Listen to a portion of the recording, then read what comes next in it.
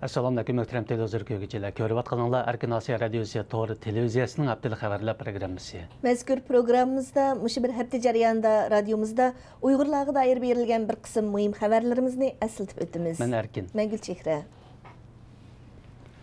Qarqash noyasida yuz bergan 7 nafar Xitoy ishchini pichoqlab o'ldirish voqeasining tafsiloti oshkorlandi.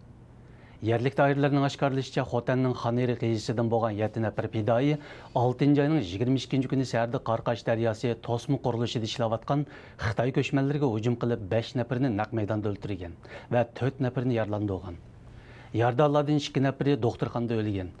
Uyg'ur Avtonom rayonlik jamoat xavfsizlik nazorati yaqinda 11 nafar Uyg'ur yosh ustidan tutish buyrug'i chiqarib, ulardan Yusuf Ahmad Qodir, Mamtili Tursun Yazning Qarqash daryo to'sma voqeasiga chetishlik ekanligini bayon qilgan edi. Turpan doiralari 7-iyul uqtirish chiqarib 3 xil qonunsiz qilmish haqida yip uchi berganga mukofot berilganligini e'lon qilgan.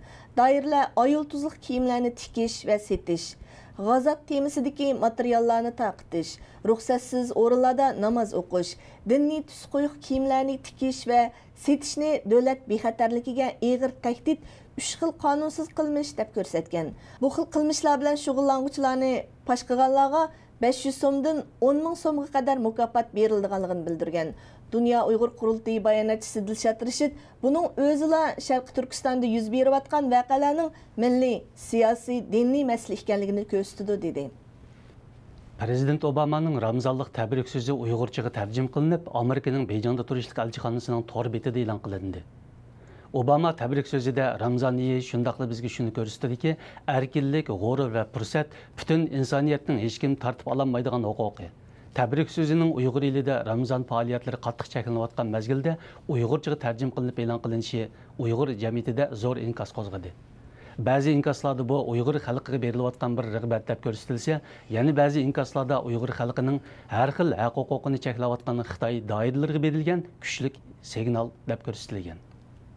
Uyg'ur rahbari Rabiya Qodir xonim Sharqi Turkistonda yuz bergan qarshilik va qon to'kilishlarda Uyg'ur eldagi Xitoy korxona shirkatlarining og'ir mas'uliyati borligini bildirdi.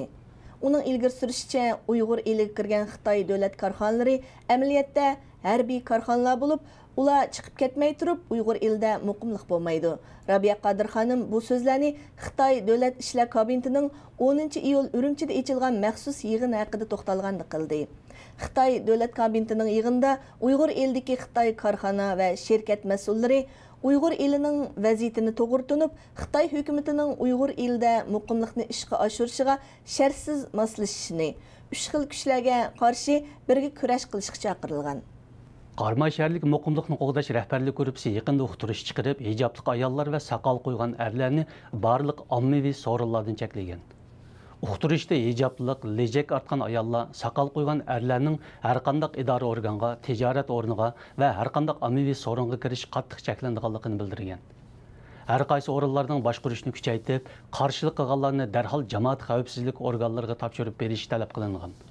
Bu tadbir Amerika Xalqaro diniy erkinlik komiteti chaqiriq e'lon qilib, Xitoy hukumatini Uyg'urlarning diniy faoliyatlariga qartilgan zo'ravonlikni darhol to'xtatishga chaqirgan mezgilda chiqarilgan.